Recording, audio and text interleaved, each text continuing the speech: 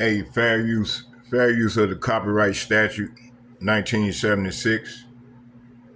Fair use. Okay.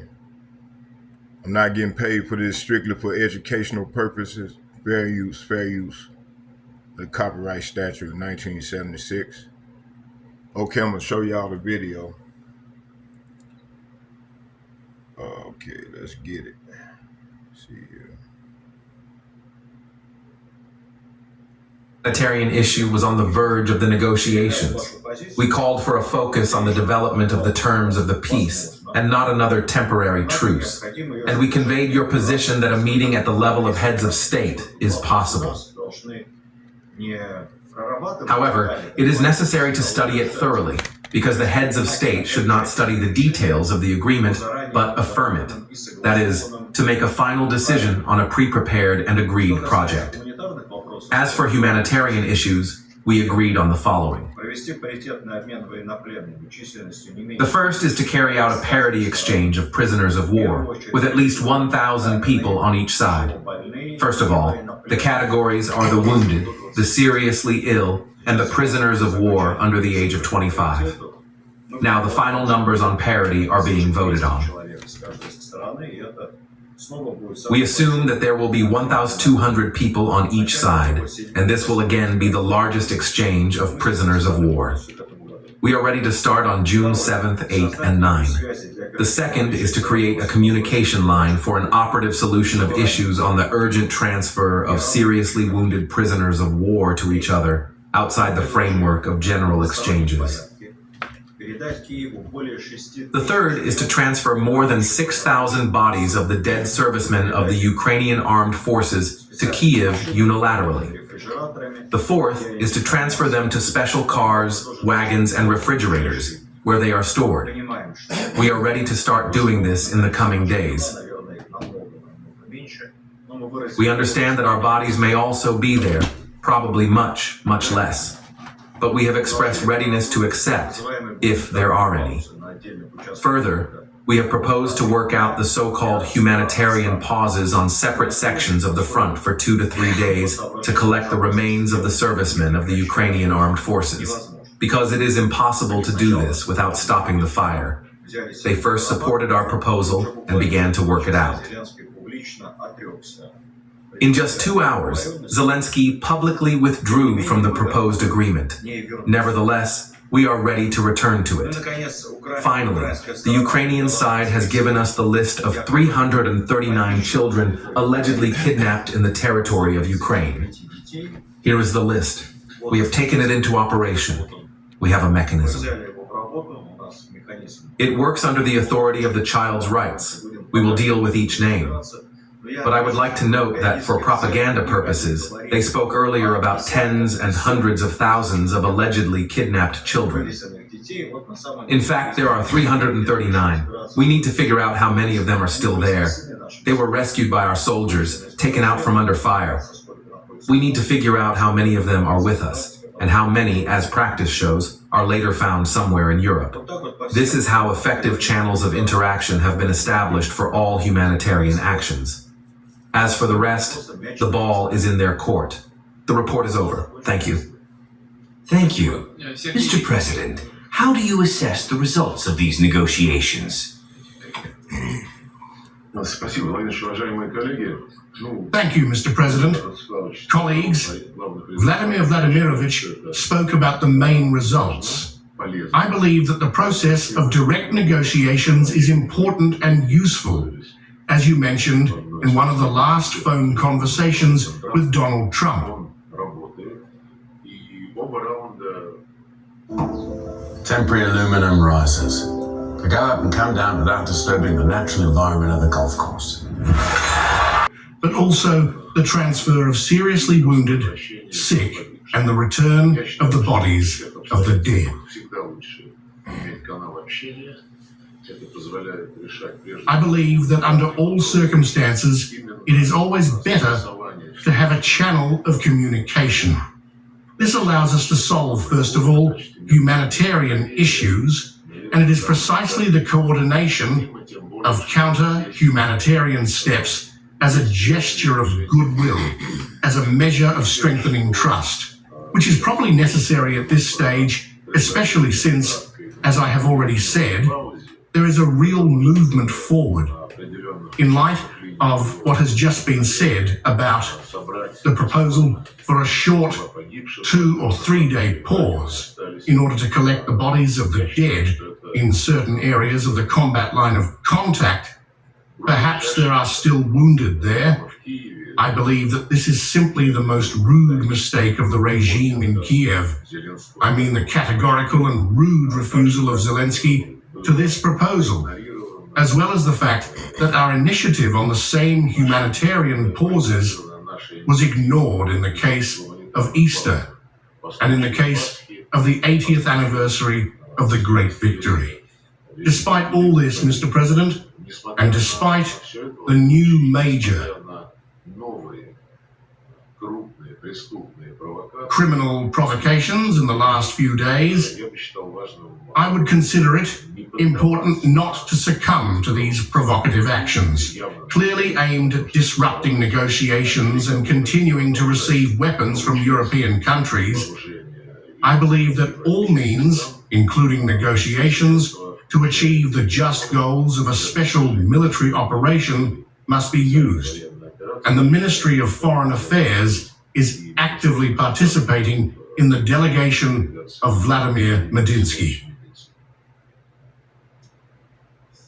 I agree with this. In my opinion, as I was reported, there were still some comments from the Ukrainian side about the composition and level of our delegations. Well, the comments were so anonymous. They were dispersed through mass media. No one addressed us with specific questions and specific ideas, but the journalists were interested. We explained what the level of the Assistant President of the Russian Federation means. Mr. President, was there anything? No, Mr. President, I have said everything. Thank you. All right. Thank you very much. Now I would like to ask Mr. Medinsky to report on the results of the exploration of explosions on the railway in the Bryansk and Kursk regions.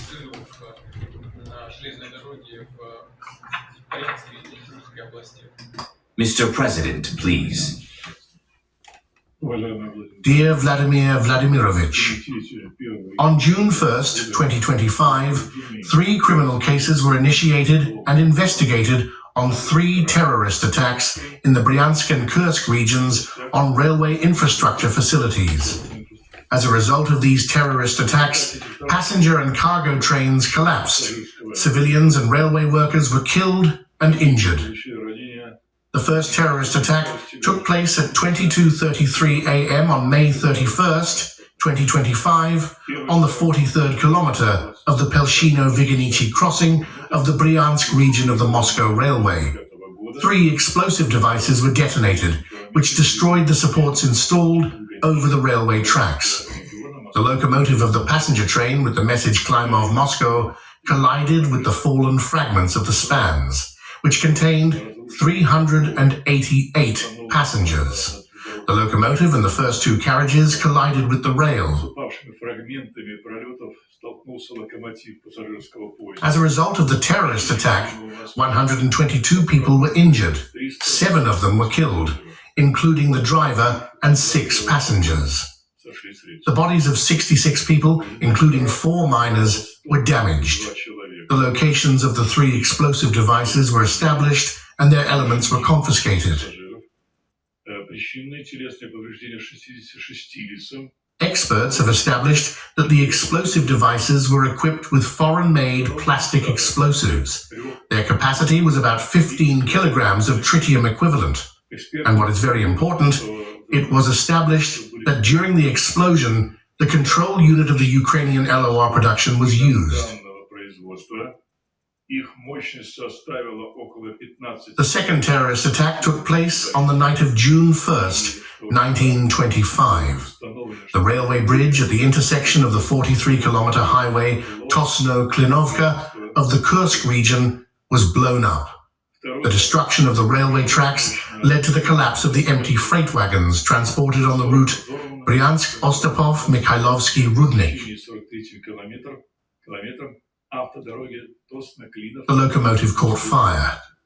The train driver and two of his assistants received bodily injuries of various degrees of severity. The location of the incident has been established that on the railway track and under the support of the railway bridge, there was a simultaneous explosion of 5 homemade explosive devices. According to experts, the devices were equipped with foreign-made plastic explosives. Participating in the examination of the explosives, it was established that the method of activating the explosive device was the control units of the Ukrainian LOR production installed on the railway tracks. The third terrorist attack took place on the morning of June 1st, 1925, in the Bryansk region. The explosion of 5 explosive devices installed under the railway track at the 6-kilometer intersection of Unik-Jeka at the time of the examination of the locomotive of the OAO-RZD diagnostic complex took place. The explosion of the explosive devices took place directly under the locomotive. The railway track and the locomotive were damaged. Participating experts at the scene of the crime, 2 unbroken explosive devices were also found. The mass of the extracted foreign-made plastic explosive is no less than 2 kilograms. According to preliminary estimates, the total amount of damage caused by the terrorist attack is more than 1 billion rubles. The investigation of the terrorist attack is being conducted in close cooperation with the FSB and the Ministry of Internal Affairs of Russia. I would like to report that the law enforcement agencies of the FSB, the National Guard, the Ministry of Internal Affairs, and the Ministry of Defense of Russia conducted joint operational activities on the territory of the Bryansk region from May 20th to 25, 2025, to detect and neutralize the Ukrainian LOR.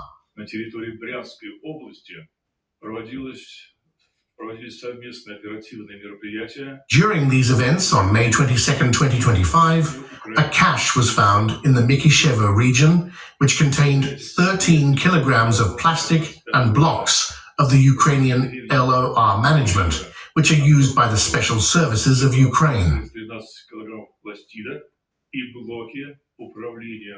At the scene of all 3 terrorist attacks, the same professional method of installing explosive devices was used, as well as the plastic explosive of foreign production and the blocks of the Ukrainian LOR management.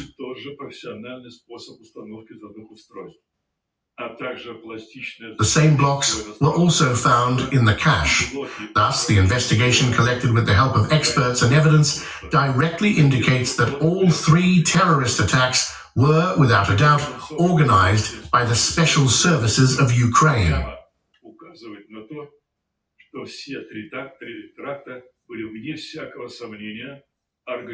The investigation continues to establish all the perpetrators and organizers of the terrorist attacks. That's all. Thank you very much. Mr. President, I would like to say a few words on the discussion of the first part of our meeting today, and then we will move on to the second part. First of all, I would like to ask the government and regional authorities to take all necessary measures to help the families of the victims.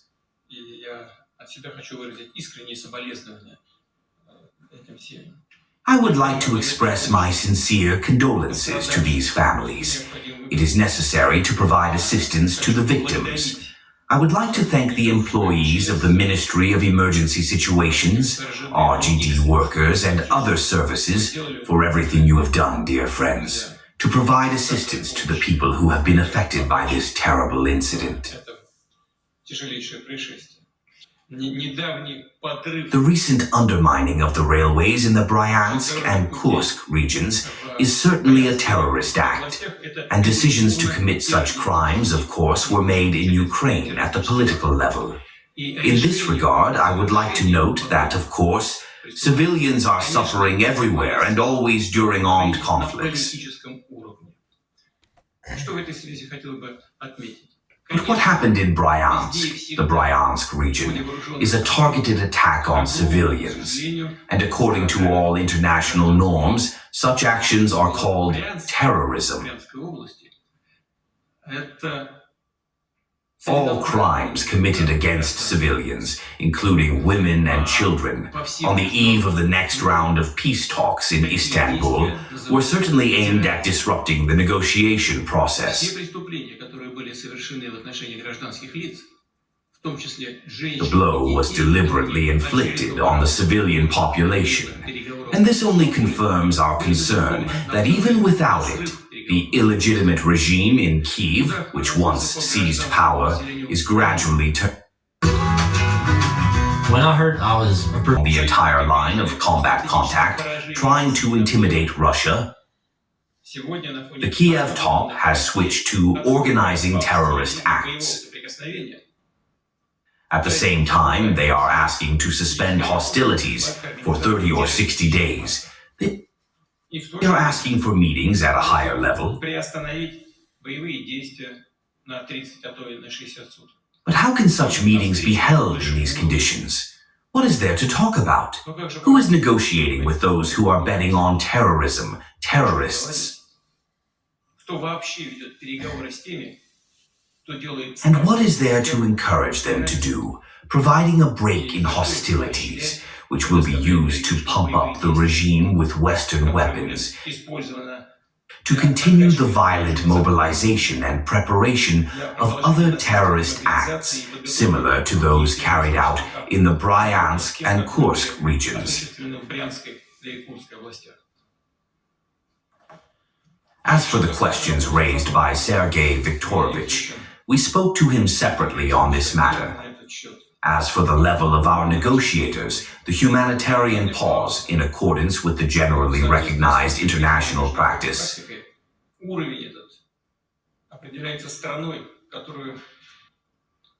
this level is determined by the country represented by certain people. Only those people, those experts, those who have unconditional authority and high level of competence. What authority can be possessed by the head of a completely rotten and corrupted regime? This is talked about all over the world. What competence can those be proud of, whose will the armed forces of Ukraine, for example, in the Kursk region, suffered absolutely meaningless, huge losses, and today suffer one defeat after another on the battlefield? Apparently, we are dealing with people who not only possess any significant competence, whatever it is, but also elementary political culture.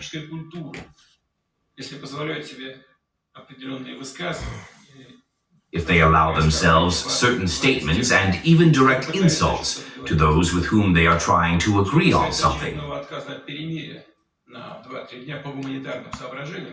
As for the next refusal to truce for 2 to 3 days on humanitarian grounds, this does not happen for the first time. This does not surprise us, but only convinces that the current Kiev regime does not need peace at all.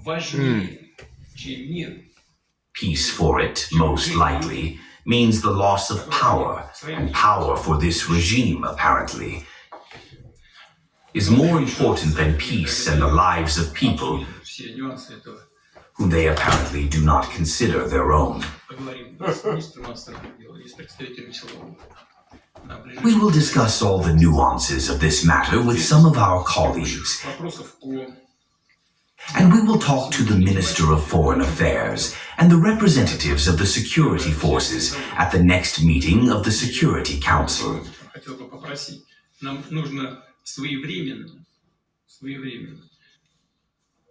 Now, a few questions on today's topic.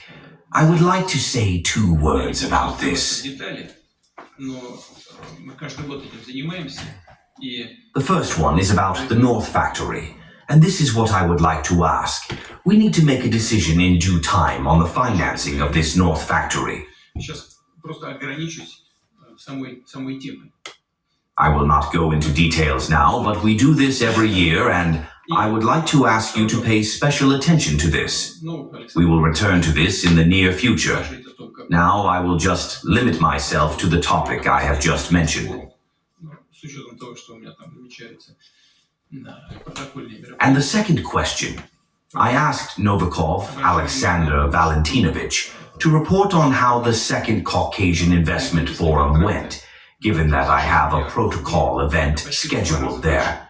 I would just like to point out that contracts for 206 billion rubles were signed. And this is almost twice as much as in 2024.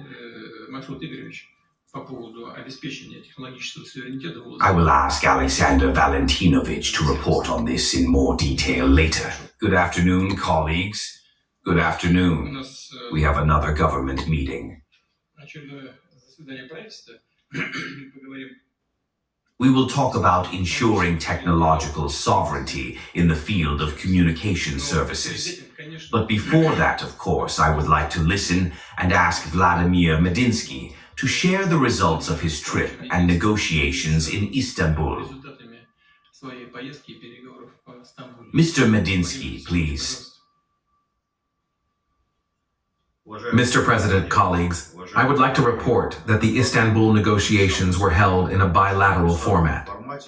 The negotiations took place in a TTAT format for more than 3 hours, with the participation of all members of the delegation. The working language was Russian.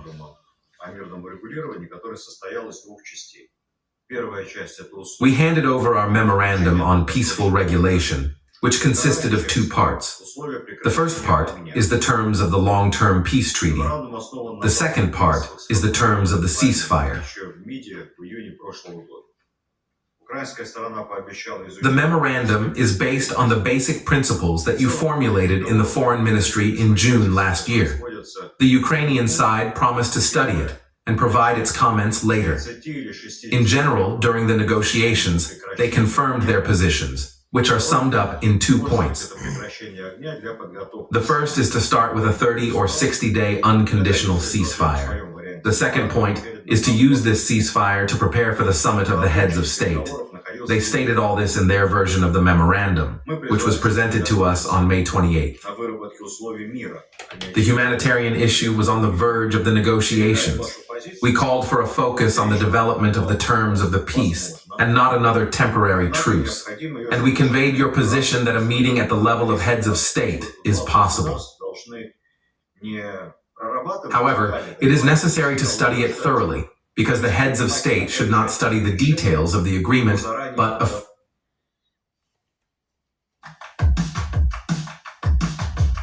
A long time ago when I was young, somebody stole my van, a bunch of stuff out of my van. That was really painful because I had a lot of my...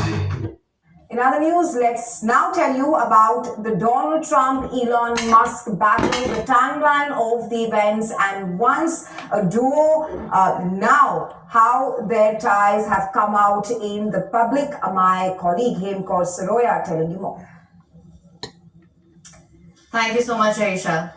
Now, the Trump-Musk breakup is truly something that needs to be studied. One strong partnership between US President Donald Trump and tech billionaire Elon Musk dissolved into a very bitter public feud in the past 24 hours. Let me tell you how it all unfolded. Their very nasty, very public breakup started in the Oval Office here. This is where Trump was meeting with German Chancellor Friedrich Merz. Trump told reporters that he was very disappointed in Elon Musk in his first public comments about the tech billionaire's social media tirade against his big, beautiful bill. That's where it all started. He said Musk was upset because his administration took the EV mandate, which he said was a lot of money for electric vehicles. Sharing a link of the video, Musk replied with a whatever, as you can see here. Keep the EV solar incentive cuts in the bill, even though no oil and gas subsidies are touched. Very unfair. These are the comments by Musk in response to that video. He shared another of Trump's video from the Oval Office in which he can be heard saying that Musk knew the inner workings of the bill better than anyone else there. The tech billionaire called the claims false. Again, false. This bill was never shown to me even once, and in fact was passed in the dead of the night so fast that almost no one in Congress could even read it. That's what Musk is saying. He also called out Trump's claim that he would have won Pennsylvania regardless of Musk. He countered the US president saying that without him, Trump would have lost the election altogether. Democrats would have won control and the House Republicans would be 51 to 49 in the Senate. That's what he was saying. So he's saying that without me, Trump would have lost the election. So to that, Trump retaliated to this series of posts on X on his Truth Social network. So it's playing out in the Oval Office, Truth Social, as well as X, claiming that he asked him to leave. The US president said that he took away his EV mandate that forced everyone to buy electrics, and that made him crazy. Elon was wearing thin. I asked him to leave. I took away his EV mandate that forced everyone to buy electric cars that nobody else wanted, that he knew for months I was going to do, and he just went crazy. This is what Trump is saying. Musk called it an obvious lie and added that it was just so sad. Such an obvious lie. So sad. That's what he's saying. Trump did not stop there. He threatened Musk's massive government contracts. On Truth Social, he said the easiest way to save money in budget, and billions of billions at that, is to terminate Musk's governmental subsidies and contracts. So you can see how all of this is playing out in real time on social media. He said that it is to terminate Elon's governmental subsidies and contracts. I was always surprised that Biden did not do it. This triggered Musk to drop what he called the really big bomb. He said that Trump is in the Epstein files, and that is the real reason that it has not been made public. So this is where things start to get more personal as well. Real Donald Trump is in the Epstein files. That is the real reason they have not been made public. Have a nice day, Donald J. Trump. This is what Elon Musk said in response to that. Also, in reply to the president's statement about cancellation of his government contracts, he announced that the SpaceX will begin decommissioning its Dragon spacecraft immediately. So that's what he said in light of president's statements about the cancellation of my government contracts. SpaceX will begin decommissioning its Dragon spacecraft immediately. However, he would then go on to not do it in a response to another post by which a user called this back and forth a shame and asked both Trump and Musk to cool off and perhaps take a step back. He said, good advice, okay, we won't decommission the Dragon. So he, of course, retracted that earlier statement. Trump said that he does not mind Musk turning towards him, adding he should have done so months ago. Musk has also pinned a poll to his X profile on whether he should now form a new political party, one that actually represents the 80% middle class. Now, this was Donald Trump's first tweet that came before this statement. He said, I don't mind Elon Musk turning against me. He should have done this months ago. This was one of the greatest bills ever presented to the Congress. It's a record cut in expenses, $1.6 trillion, and the biggest tax cut ever given. If this bill doesn't pass, there will be a 68% tax increase, and things will be far worse than that. I didn't create this mess. I'm just here to fix it. This puts our country on a path of greatness. Make America great again. So then, coming back to the poll that is now pinned on Elon Musk's profile as well, when he said that maybe he should now form a new political party that actually represents the 80% of the middle class. This poll has got over 4.3 million votes in 13 hours, with 81% in favor of this. However, this crossfire cost Musk a bomb. In a few hours, over $100 billion were wiped off of Tesla's value. So this is how this Musk and Trump breakup is playing out in real time. We are seeing the repercussions of this, how things unfold going forward. That is, of course, that remains to be seen. And with that, that's all that's transpired. It's back to you, Resha. Okay, I got one more video, y'all, and we're gonna go on with some scriptures. Hold on here. It divided man in our times, boy. this thing, nation against nation. This kingdom, these people against one another, boy. There's so many things that we need to talk about. We just got to jump right in. But we can't talk about anything until we talk about the dashboard. But we must ensure that China cannot dominate us. Let's go. I want to see. We're gonna watch Welcome, some everyone. and Good then- evening. Welcome to another live stream. It is your host, Danny Haifong. We have a great show for you today. Do hit that like button as you come on. That helps boost this stream in YouTube's algorithm. And we're just going to get started. So Trump's foreign policy, of course, is pushing the world closer to disaster. After Ukraine's attack on Russia's strategic bombers risked nuclear conflict, Trump was forced to call Putin and got a clear warning that Russia will retaliate. Then, after blasting Xi Jinping on Truth Social for supposedly breaking the trade truce, Trump had to call Xi Jinping and show America's weak hand in the trade war. Now, we are going to break all of this down, what it means for the multipolar world, what it means for geopolitics and the development of this burgeoning conflict amongst these new and rising powers to the east and the unipolar order in the west. We have, of course, Ben Norton of Geopolitical Economy Report. Good to see you again, Ben. Thanks for having me, Danny. Of course. And then we have Brian Berletic of the New Atlas. Brian, good to see you again. Thank you for having me, and it's great to share the screen with Ben.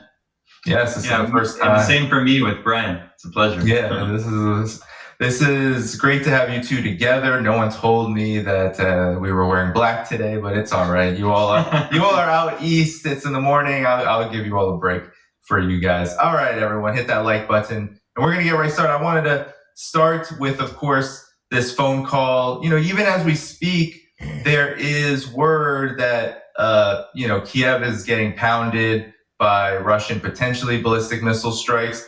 But the big news is that Donald Trump, after Ukraine did this absolutely reckless attack on Russia's strategic bombers, and now Russia is actually saying that these bombers weren't damaged to the degree where they were destroyed, that they will be fixed up. But nonetheless, Donald Trump spoke to Putin, was compelled to call him, and it lasted an hour and 15 minutes. He said it was a good conversation, and it will not lead immediately to peace. He did say very strongly he will have to respond to the recent attack on the airfields. They discussed Iran and other matters. But Brian, I want to begin with you. What is the significance of all of this? How have you been reading what's been going on with these attacks, the risk? Some people are calling this a Cuban Missile Crisis moment, a Reshnik moment.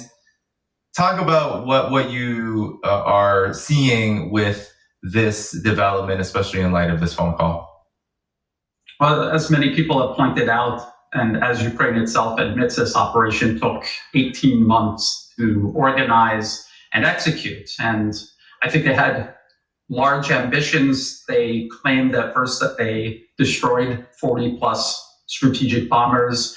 I think they tried to target at least that many. But according to U.S. officials, the New York Times, what they were able to confirm, it looks more like a single-digit number of losses for Russian damaged or destroyed Russian strategic bombers. And it's something that Ukraine cannot replicate, which is why the Ukrainian government exposed how they did it. They know this isn't something that they're going to be able to do in this way again. And this is a pattern of these type of large scale public relations stunts. They do real damage, but it's not damage that's going to change the strategic trajectory of the conflict. Russia is winning a war of attrition against Ukraine and its NATO sponsors, and primary among them, the United States. Even now, even under the Trump administration, despite claims otherwise. And they're winning because of a manpower advantage that continues to grow versus Ukrainian manpower shortage and a lack of trained manpower on the Ukrainian side. Russia is winning because of accelerated munition production, weapons and munitions, missiles, artillery shells, rockets, drones. We always hear about Ukrainian drones. Russia is also making an equal or greater number of drones with, in many cases, greater capabilities than Ukrainian drones. And they're not building drones to compensate for a lack of artillery because they have that in abundance as well. So that's why Russia is advancing on the battlefield, and not because they're trying to capture territory. They are trying to grind down Ukrainian forces. As those forces crumble, Russian forces are advancing. There's no attempt to actually break through these lines. They're just wearing them down and pushing them back. And you cannot change that by destroying some strategic bombers or blowing up the Crimean bridge, which they also tried to do again recently. And as I have explained many times over the last 3 years, you cannot isolate Crimea by destroying the Crimean bridge. Crimea returned to Russia in 2014. The bridge was completed in 2018, and the land bridge was established in 2022. So for years, Russia maintained its position in Crimea without a land bridge or an actual physical bridge. And now they have a land bridge and a physical bridge. So you're not going to isolate them. You're not going to achieve anything except headlines and boosting them around. Why are they trying to do that? Because things are in irreversible decline for the U.S. proxy war. They're desperate to freeze the conflict. This has been something people have warned about since the conflict began. If it went badly, they would try to freeze it, just like they did in Syria. And so that's where we are right now. They're putting this pressure on Russia, carrying out these very symbolic attacks to maybe try to strengthen their hands and compel Russia to capitulate to some sort of ceasefire, some sort of freeze. But I don't think Russia is going to fall for it. I think they will continue doing what we see them doing. I'm not even sure if this is a retaliation right now. I think this is just a continuation of what Russia has had. Hey, North Twin Cities, are you tired of a driveway that's crumbly, bumpy, or just an eyesore, making every pull-in a chore? A bad driveway isn't just ugly, it's I think this is just a continuation of what Russia has been doing all along. Yeah, Ben, when Trump came in, there was a lot of perhaps false enthusiasm or misguided enthusiasm about the end of this conflict being near. But with this attack that Ukraine conducted and these attacks that Brian just laid out, as well as the very clear message that Putin sent Trump, what's your reaction to where this is all heading? Yeah, well, every time there is an attempt at having some kind of peace talks, Ukraine carries out one of these attacks. Of course, when Ukraine carried out this attack, it was actually the same day there were supposed to be peace talks that were held.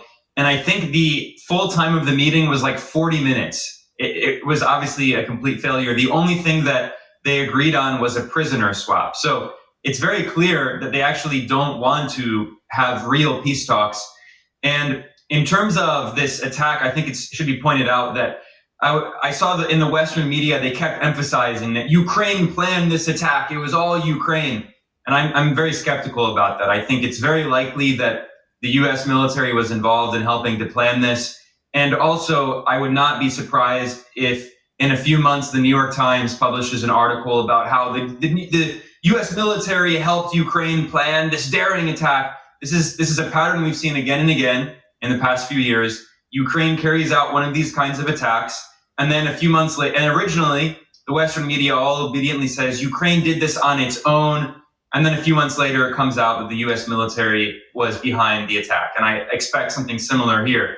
So we see that, one day Trump will say he wants peace talks, and then they carry out these attacks that the US military is very likely involved in. So if you look at it from the perspective of Russia, why are they negotiating? I mean, this is why I think Trump has also been pretty frustrated because, one, before he even returned to the White House, he claimed that he could end the war in Ukraine. At one point, he said he would end it before he returned to the White House in the lame duck period, Biden's lame duck period.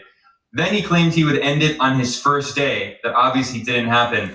And now it's looking more and more remote. And I think this reflects a few things. One, Russia recognizes that it's winning the war, and it will probably end up having some kind of military solution at this point. I mean, the Ukrainian military has said for there have been reports that the Ukrainian military has had major shortages for well over a year now. This is why we've seen these horrible videos in social media of Ukrainian men just being like basically kidnapped on the side of the road. Previously, some of those videos were men who were being conscripted and they were simply not showing up. But now there are reports that they're just random guys that are just being picked up and thrown in a van to be sent to the front line. So clearly, Ukraine has had a major shortage of personnel. There's also a major shortage of ammunition, and the Trump administration has actually continued some of the weapon sales to Ukraine, but they're not at the same scale as they were under Biden. So, I mean, it's clear that Russia won this, and I think the possibility of some kind of diplomatic breakthrough is becoming more and more unlikely, given that Ukraine just carried out this attack, and they knew that it would force Russia to respond. I mean, Putin has to respond because, I mean, otherwise he would look weak and the Russian people would be very angry. I want to point out one other quick thing. If I can I share my screen? I think, let me see. Is that okay? Let's see. Yeah, go ahead. So Trump has been so inconsistent in his rhetoric as well. So can you share? There we go. Yeah. So this is a message that Trump posted on Truth Social, his Twitter copy, back in May. This was 2 weeks ago. He said, Putin has gone absolutely crazy. He's needlessly killing a lot of people. And then this is the crazy part. I've always said he wants all of Ukraine, and maybe that's proving right. If he does, it will lead to the downfall of Russia. He's threatening to overthrow the Russian government, essentially. I mean, or destroy Russia as a country. I mean, there are different ways you can interpret that, but the downfall of Russia, that's a crazy statement. So it's so hard for foreign leaders to negotiate with the US in general. I mean, every US leader is hypocritical and inconsistent. But in the case of Trump, I mean, it's just so bipolar because Trump, he says he has a good call with Putin, like he just had, allegedly. But then this came after he threatened the downfall of Russia. How can you negotiate in this way? Yeah, it's, Brian, I mean, those are all great points, Ben. And Brian, there's been something going around, especially among Wall Street circles, and I certainly don't share many viewpoints with Wall Street types, but there's a term for Trump called Trump always chickens out, taco. He's been being called this. And one of the reasons for this has been, of course, the trade war. But if we just look at Ukraine, there has been this so-called push for peace that Trump came in with, and now with these attacks, it seems that these terror attacks by Ukraine are just constant. And the United States under Trump has shown very little interest in actually addressing what Putin and Russia call the root causes of this war. So what's your assessment of this and this idea of Trump constantly kind of waffling, almost backtracking at every turn? Why are we called Northern Tool and Equipment and not Northern Tool and Tomfoolery? Okay, let's go on and go into the next one. Man, this thing is getting serious, boy. Man, you got Revelation, not Revelation, but Isaiah 19 playing out. Isaiah 19, 2. That's playing out. And then you got civil unrest about to occur. Man, you got a lot of stuff going on. Man, the Lord is working, boy. He's doing a marvelous work on these nations. Let's start here. It says summary of events. It says Ukraine drone strike on Russia strategic bombers. Ukraine reportedly struck 5 major Russian air bases deep within Russia territory. Targets include nuclear capable bombers, crucial to Russia's strategic deterrence. Russia Ministry of Defense admit damage Ukraine claims dozens of bombers destroyed. These bases were intentionally unprotected as part of arms treaty transparency agreements, make them vulnerable. Two bridges collapse in Western Russia, results in a deadly train derailment with 7 killed and over 60 injured. Ukraine has not taken responsibility, and Russia has not officially blamed them, like due to the implications admitting a terroristic level escalation. Peace talks in Istanbul. It said despite the attacks, both sides met for peace negotiations. It said talks yield memorable progress with Russia, rejecting a full ceasefire, but offering limited regional truces. Prisoner exchange was agreed upon for elderly, wounded, and under 25 POWs. 4, it said Donald Trump role and warnings. Trump publicly warned Putin's just days prior. Said just days prior, saying he was playing with fire. His timing just before the attacks has raised serious suspicion about foreknowledge or even coordination. Okay, it says similar patterns to Nord Stream sabotage, where Biden hinted the infrastructure was destroyed. Hold on, y'all.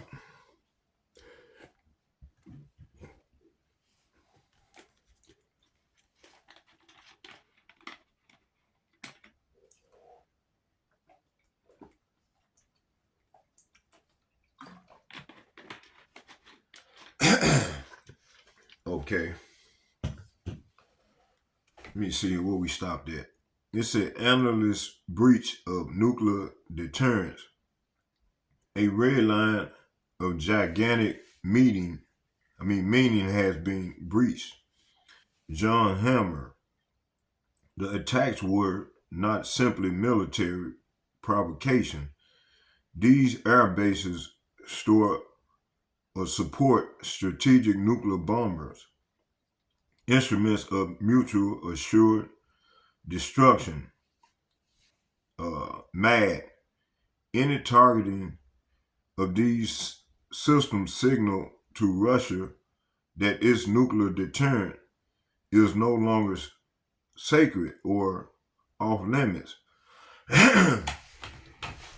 It says here, this implies escalation beyond conventional war into essential threats territory. The West, especially U.S. UK intelligence, is testing red lines, or worse, preparing to neutralize deterrence capability. It says here the possibility of World War III is now just a theory. It's being openly discussed by key figures. Hey, this is what these elites want anyway. Hey, hold on.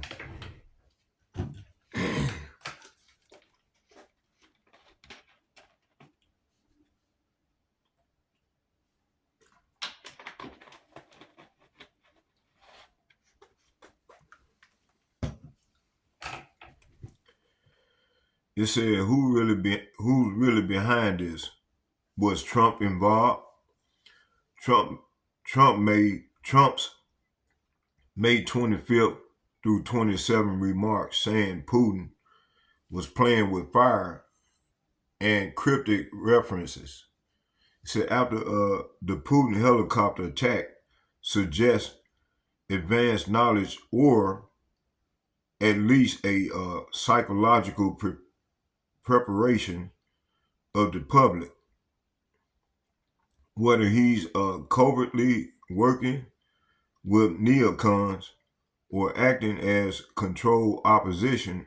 Russia likely sees him as a complicit.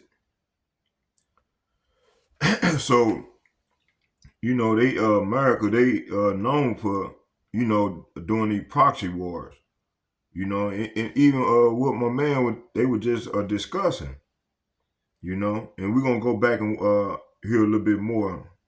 It said, was CIA involved? Ukrainian intelligence agency SBU and GUR has boasted about the attack. CIA's long-standing operational control over these agencies, plus the logistical complexity, strongly suggests U.S. involvement. It said pattern matches Nord Stream hints, denial, then sabotage. It says biblical and prophetic parallels. It said this moment aligns with the end time prophecies about the beast, the war of Gog and Magog, and destruction coming from the north. Russia being north of Israel, but also symbolic of global fire from the north country. Let's see, let's start here hold on.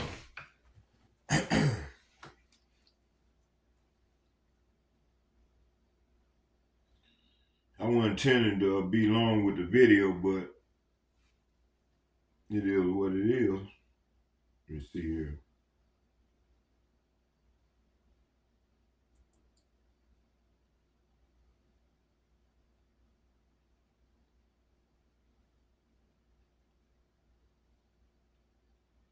Man, these prophecies is off the page. Let's start here in Job.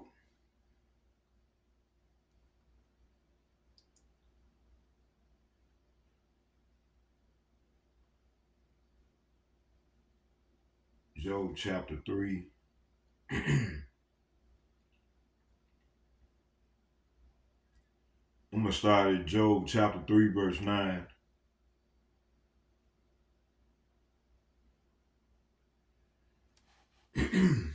And it reads, it says,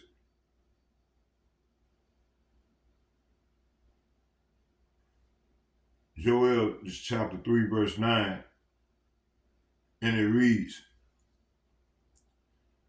proclaim ye this among the Gentiles, prepare war, wake up the mighty men, let all the men of war draw near, and let them come up. Verse 10, it said, beat your plowshares into swords, and your pruning hooks into spears, and let the weak say, I am strong. Verse 11, it says, assemble yourself and come, ye heathens, all ye heathens, and gather yourselves together round about. Thither cause thy mighty ones to come down, O Yahweh, and let the heathen be wakened and come up to the valley of Jehoshaphat, for there will I sit to judge all the heathens round about. Verse 13, it said, put your sickles, it said, put in the sickles, for the harvest is ripe, and come and get you down, and press, it said, for the press is full, the fats overflow, for their wickedness is great. Verse 14, it said, multitudes in the valley of decision.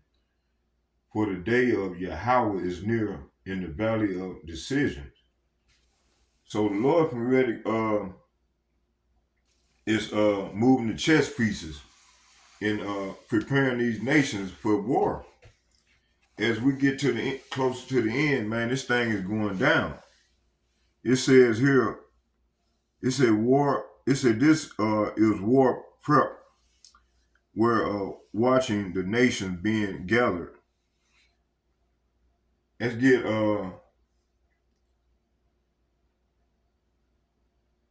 Ezekiel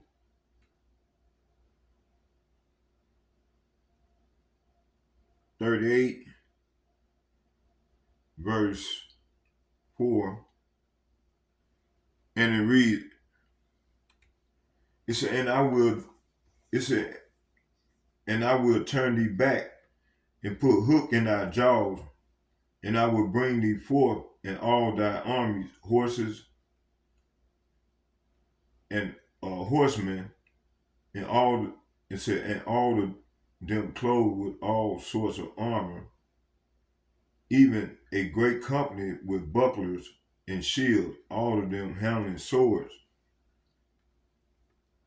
So the Lord is mustering up all these armies for this war, this last and final war. So the Lord is he said, and I will turn thee back and put hooks in thy jaws. So he putting the hook in Russia's jaws and turn them back to the old USSR. It said Russia, Gog and Magog is being baited into escalation, possibly by false peace or direct strikes. Okay, I think he was saying something about they were bombing Ukrainian sites. See Revelation. Let's get Revelation chapter 16, verse 13.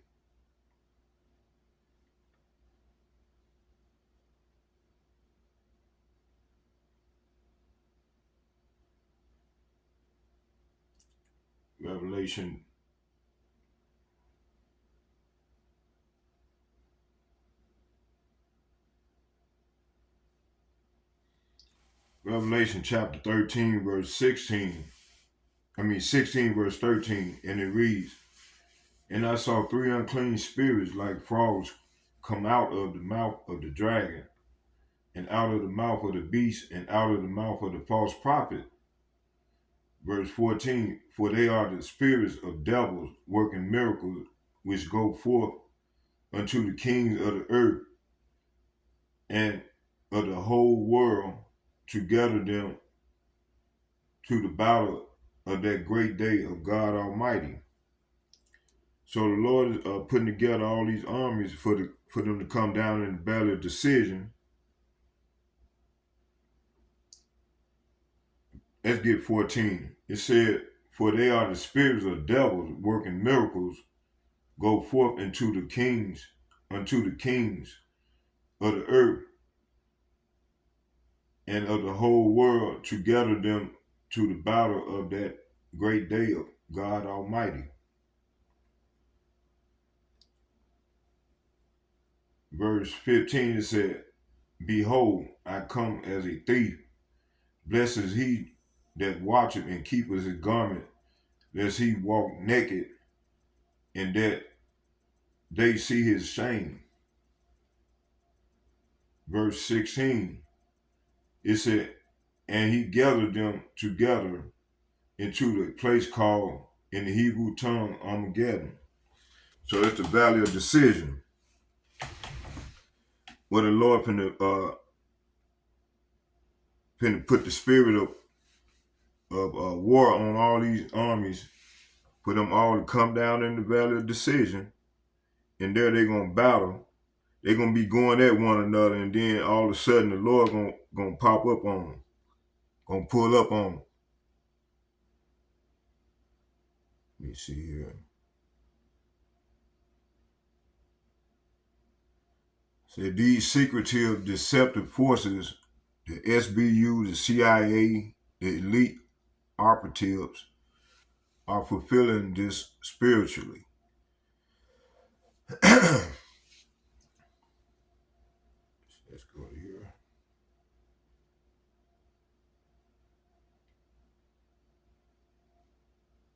Let me see here. Let's go to Jeremiah.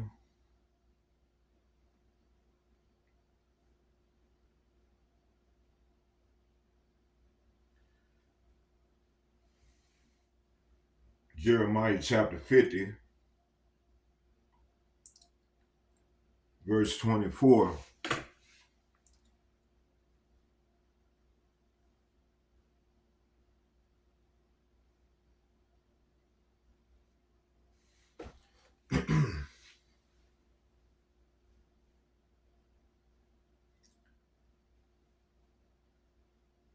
It said, I have laid a snare for thee, and thou art also taken, O Babylon, and thou was not aware. Thou art found and also caught, because thou hast striven against Yahweh.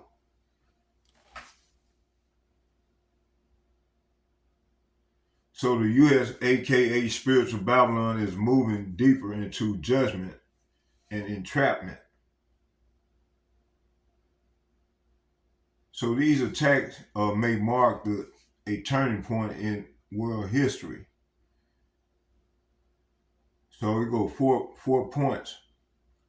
So they are not isolated events, but spiritual, political, and military provocations with biblical levels consequences. These peace talks are largely formative at this point,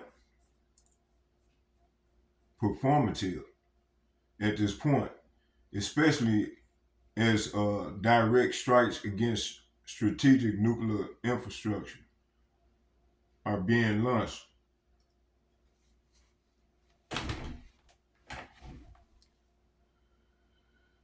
It says here, the peace talks are largely performative at this point, especially as direct strike against strategic nuclear infrastructure are being launched. The beast system COINTELPRO style manipulation and deceitful alliances are all in motion, just as foretold. This is not merely war between Russia and Ukraine. It's an engineered war fulfilling prophecies, deception, and judgment. Okay, the Proxifier, the strikes that could start World War III, the prophetic analysis.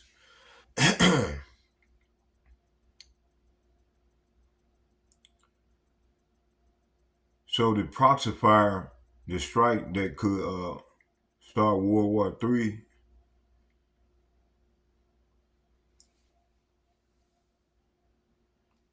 hold on here.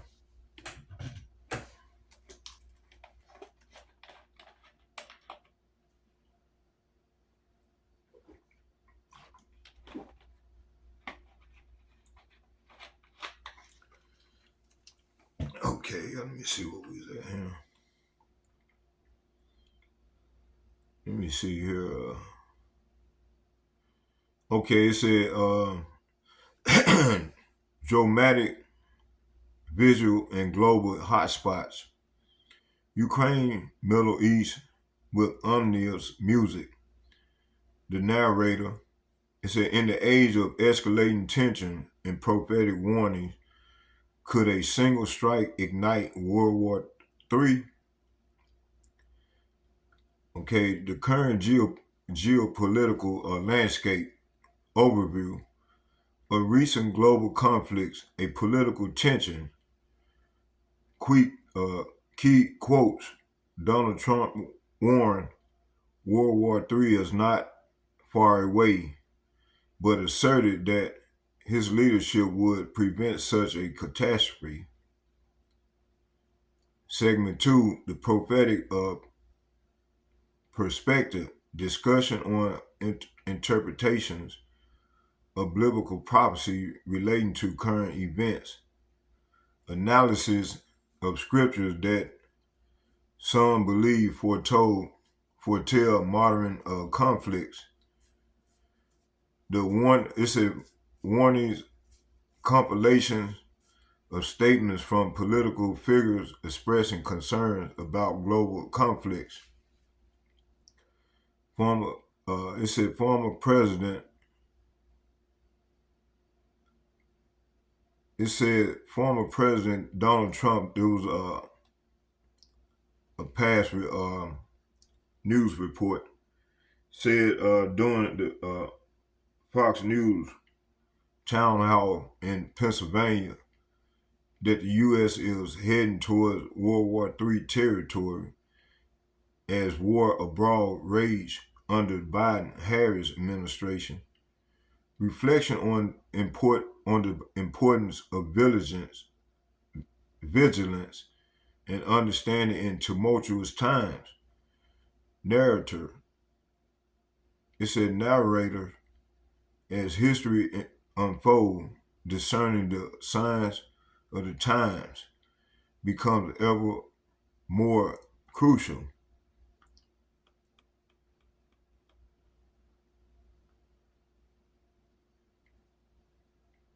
So the strike that could start World War III, let me see here.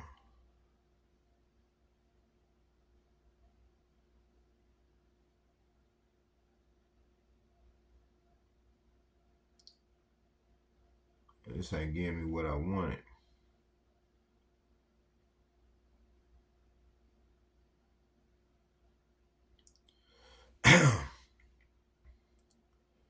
Okay, I think this is what I wanted right here.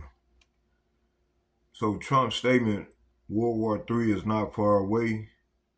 It said this quote from Donald Trump is both strategic and prophetic. Whether he realizes it or not, it taps into global fears of escalating proxy wars, turning into direct confrontation between superpowers. The theme that is directly reflected in Bible prophecies. It said war as signs of the end. So that's Matthew chapter 24.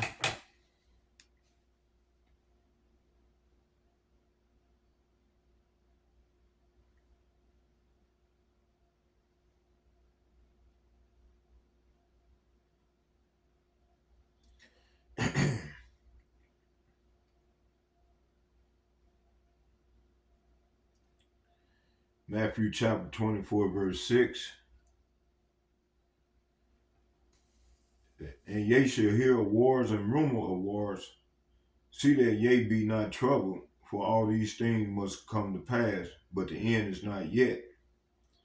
For a nation shall rise against nation, and kingdom against kingdom. And there shall be famines and pestilence and earthquakes in diverse places. All these is the beginning of sorrows. So hey, we are heading into the beginning of sorrow.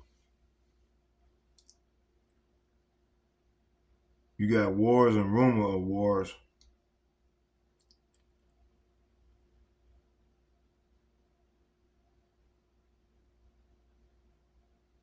Let's get this right here. It says here, Proverbs chapter 21, verse 1. It said, the king's heart is in the hand of Yahweh. As a river of water, he turneth it whithersoever he will. So Trump may think he's speaking on his own will or trying to gain support, but in truth, Yahweh is using these leaders to fulfill his purpose. Even if though it said even if through deception, warmongering, or false peace treaties. The fact that Trump is bound peace while warning a war shows double-minded narrative. That's settling. It said that's setting the stage for judgment, for great judgment. Stupid, never-ending wars, a deceptive peace promise. Trump promised to end wars is reminiscent of political speech used by many throughout history, a promise of peace before sudden destruction. 1 Thessalonians chapter 5, verse 3, it said, for when they shall say peace and safety, then sudden destruction cometh upon them as travail upon a woman with child, and they shall not escape. So Trump talked peace, but that's how Babylon America had always lured the people into false comforts. The same military complex he's pretending to criticize, he previously funded. Prophecy says that's right after these peace talks, sudden destruction will come. It's all part of the script written in the heavens. It says the proud man stirred up all nations. Habakkuk chapter 2 verse 5. Let's get that.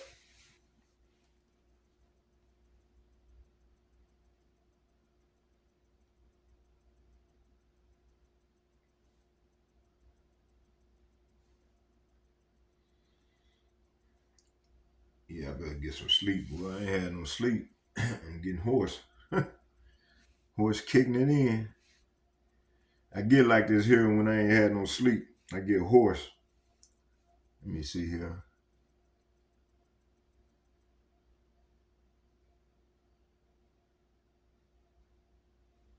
Y'all bear with me.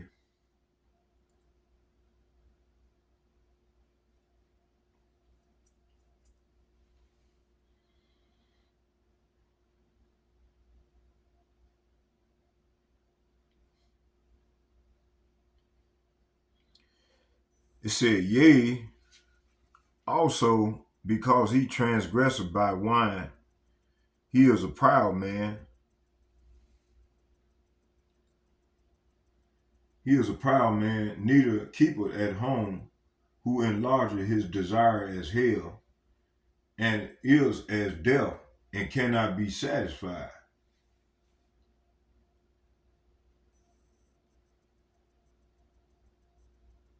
He neither keepeth at home, he enlargeth his desire as hell, and is as death, and cannot be satisfied, but gather unto him all nations, and heapeth unto him all people.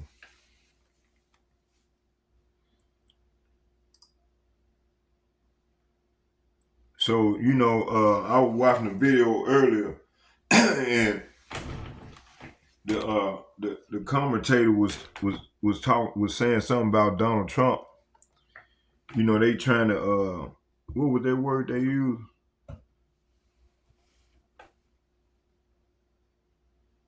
They trying to contain Russia. They trying to divide Russia and China, and they were talking about the NATO. They was trying to, in a proxy war, they were trying to that NATO in the proxy war, they were trying to use NATO to work on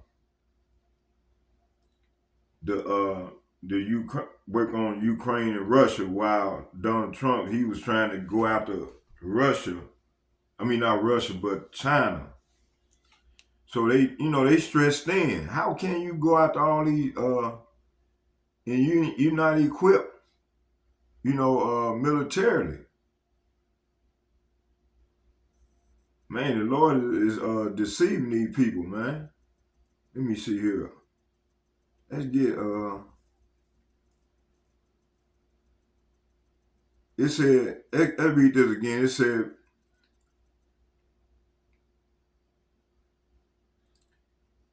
let's get First Thessalonians chapter 5, verse 3 again. It said, for when they shall say peace and safety, then sudden destruction come upon them as travail upon a woman with child, and they shall not escape.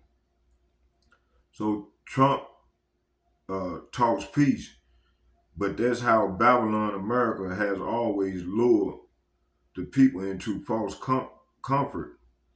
The same military complex he's pretending to criticize, he previously funded. Prophecy says that's right after these peace talks, sudden destruction will come. It's all part of the script written in the heavens. It said the proud man stirred up all nations. So once again, also because he transgressed by wine, he is a proud man who enlarged his desire as hell and is as death and cannot be satisfied. Cannot be satisfied. But gather unto him all nations and heap unto him all people. So Trump, just like the rulers before him, is part of Esau Edom's system. His beast system. It says here, the system that gathers nations into wars, proxy conflicts, and military coalitions. He may act like he wants to stop war, but this prophecy cuts deeper. Esau cannot be satisfied without conquest. Excuse me. It's spiritual. Why this matter? Excuse me.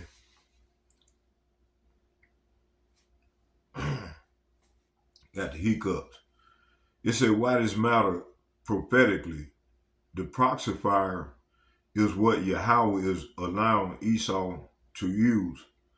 Proxy wars, Ukraine, Israel, Taiwan, to pull the final trigger. Trump's rhetoric is not to calm the storm, but to deceive the masses, especially those who still put their hope in Babylon. The Most High has already written this play. It ends in fire. Precept, it said, woe to the bloody city. That's Nahum chapter 3, verse 1. It said, woe to the bloody city. It is full of lies and robbery. The prey departed not. So Trump's statement is full of lies and PR spin to deceive the simple. The bloody city is America, full of wars, crime, surveillance, drone strikes, and destabilization efforts. World War III will be judgment for all the blood it shed. It said the Lord stirred up the Medes. Let's get Isaiah 13.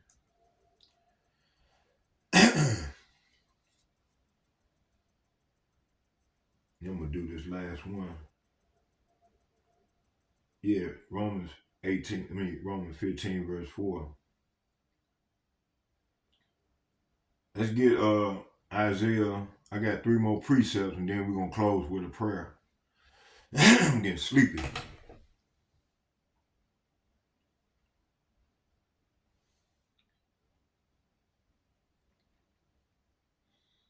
Isaiah 13,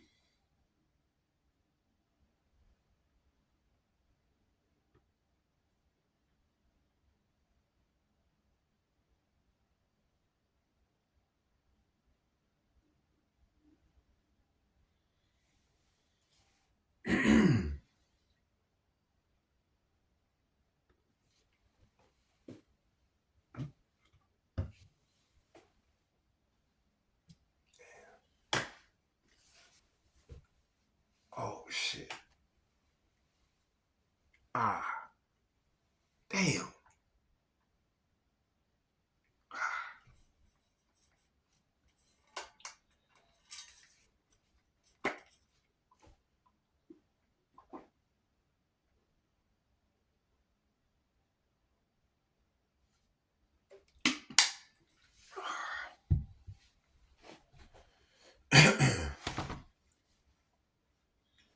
Bear with me, y'all. Let me pull the screen up.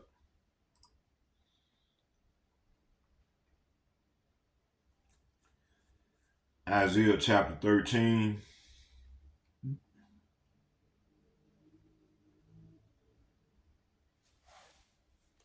Isaiah chapter 13, verse 17. And it reads, this is talking about Babylon will fall to the Medes. It said, Babylon, I will stir up the Medes. Excuse me. It said, behold, I will stir up the Medes against them, which shall not regard silver for, it said, and for, let me start over. It said, behold, I will stir up the Medes against them, which shall not regard silver. As for gold, they shall not delight in it. Verse 18, their bows also shall dash the young men to pieces, and they shall have no pity on the fruit of on the fruit of the womb. Their eyes shall not spare the children. Verse 19, it said, in Babylon, the glory of kingdoms, the beauty of the Chaldees, excellency shall be as when Yahweh Ba'ashem, Yahweh Shai overthrew Sodom and Gomorrah. So the Medes are, the Medes here are symbolic of the modern day Russia and allies. World War III will be ignited through the Northern Army as pursued in Joel, the 2nd chapter. The alliances are already forming. Trump may warn of it, but the scriptures declares it. It said Trump words are not just politics, they are a part of the Most High's movie. He plays his role in deceiving the masses with peace while warning about war, just like Nebuchadnezzar, Pharaoh, and other proud rulers before destruction came. And I'm going to close right here in Romans chapter 15, verse 4.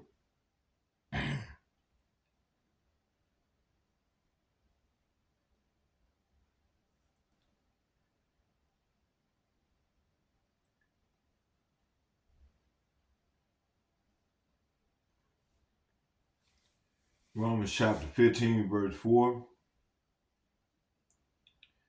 And it reads, it said, for whosoever things were written aforetime were written for our learning, that we through patience and comforts of the scriptures may have hope.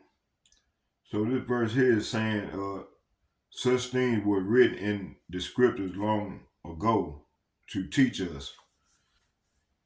And the scriptures give us hope and encouragement as we wait patiently for Yahweh Ba'ashem, Yahweh Shai's promises to be fulfilled.